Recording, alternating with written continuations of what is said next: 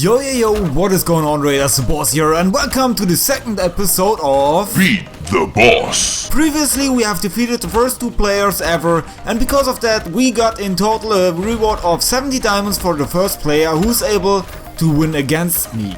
The rules are still the same, but of course it's gonna be very hard for me to win against you as this series proceeds, because in every battle I win, I bring less troops into the next one, and also in this episode, I'm only allowed to bring 5 barrels with me into the battle. Again, I cannot use the same troop types which I have used in the first battle, then in round 2, so let's see how that's gonna turn out in this episode. First we have to pick again the players who we are going to be playing against in this episode. Let's check out the first one. Congrats Balax Pro with a Stronghold 9, who's gonna be our first contestant in episode 2. Of course, we also need a second player, so let's see who this is gonna be. Next one will be I love you. Bro, I appreciate that you love me, but unfortunately that's not gonna help you in the battle, but I guess with Stronghold 10, it's gonna be very hard to get 3 stars exactly like he's predicting in his message, but most likely because the rules we're having in the first series are so strict. Before we head now into the battle, let's check out now the troops we're gonna pick for round 1. To beat Balax Pro, we're gonna be taking with us 3 raiders, 52 archers, 25 marauders, 1 bombardier and 1 healer. Because this is the third battle and we have won all the other fights before that, we only gonna use 200 from 240 of our troop camp spaces. Beat The Bozzz. Round 1. Seems like Balax Pro is heavily prepared for our attack with a huge amount of raiders in his troop bunkers, and from such a layout which he has, we can assume that his traps must be on the outside because he has left no spaces between the towers, and that's why he can't place any of them there. So we need to be careful when we deploy our troops so that we don't lose a lot of attacking power in this attack. Now, what we want to do first, we want to get rid of this army of raiders, and to do that in a way which does not cost a lot of troops, we are using some raiders to get them out of the bunkers to blow them away with our bombardier. This is of course a very efficient way, but on the other hand costs a lot of time. However, we don't have a lot of troops, so our priority is to keep our troops alive as long as possible to get a good result in the end. We also need to wait until those raiders are all down before we use our main army, because otherwise they would start to run away from our bombardier, which would prevent their death. Alright, I said it before, all those traps must be standing on the outside of the base, so we're gonna use some archers to activate them to let our army move safely to the walls and then get into the battle without any huge losses. Then we're gonna use 2 groups of marauders, the first one in combination with the healer and supported by some archers. Okay, our army broke through the first line of the walls and are beginning to clear out that base from the towers. I guess we can already see that we don't have a lot of attacking power due to our limited amount of troops, and we need to use them very carefully in order to get to the stronghold. From now on we only got 30 archers and 7 marauders left. Now we're gonna use the second group of our marauders on the other side, because when we send in our archers to get into the center of this base, this crow's nest would have no problem to take them out. To help them also a little bit, we're using also a couple of archers to help the marauders. So far so good. We haven't done a lot of damage yet, because that bombardier did take up a lot more time than I thought, but still we got enough time to come out of this fight as a winner.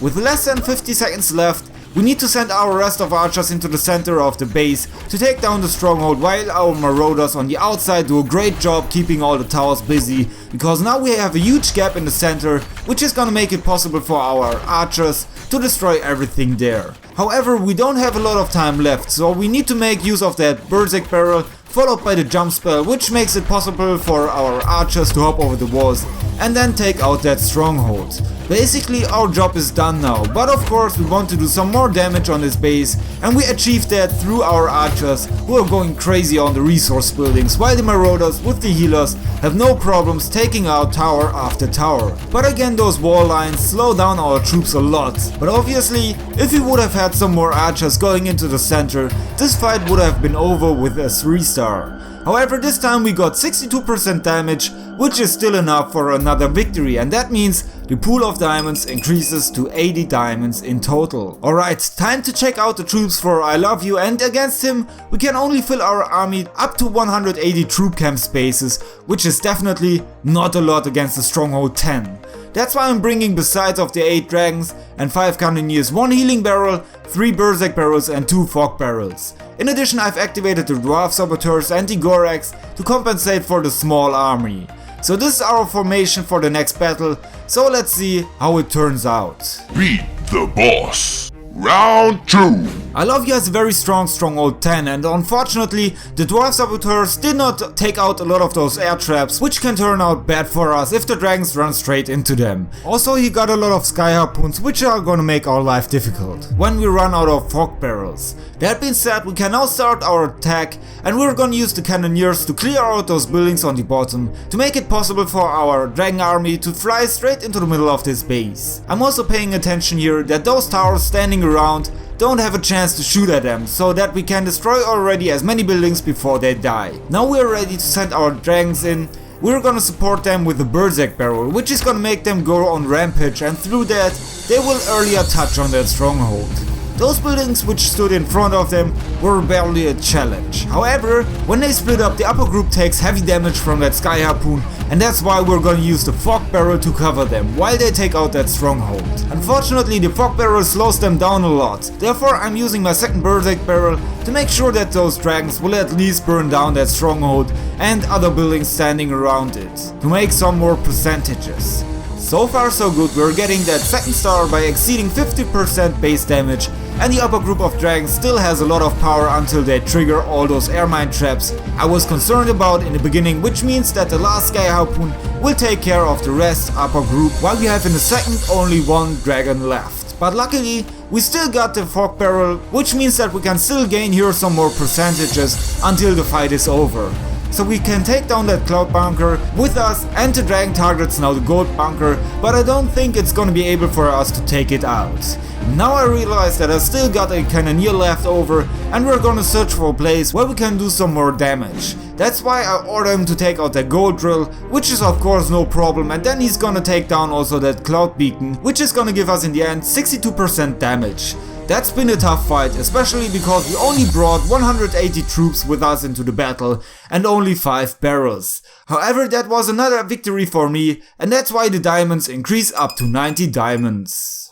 I think we already had in this episode a lot of trouble because of having such a small army, but I'm confident that if we don't get such a stronghold 10 in episode 3, we might have a chance to also survive that one.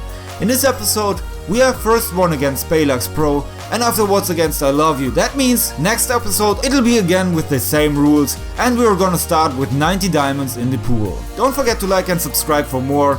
This is it from me. Have a great rate. Peace out.